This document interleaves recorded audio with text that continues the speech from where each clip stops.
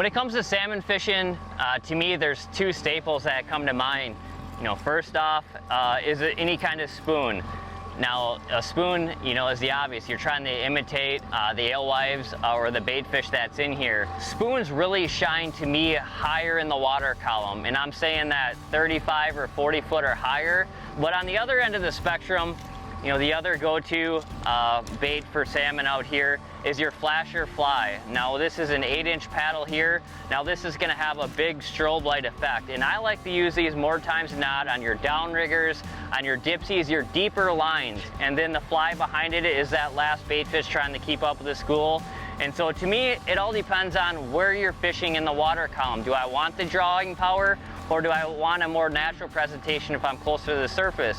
But at the end of the day, it's just like spinners and crankbaits for walleyes. Sometimes you just need to let the fish dictate on what you should be using. Thanks for watching. Hit the subscribe button and click on the bell to stay up to date with the latest tips and techniques to help you get the next bite.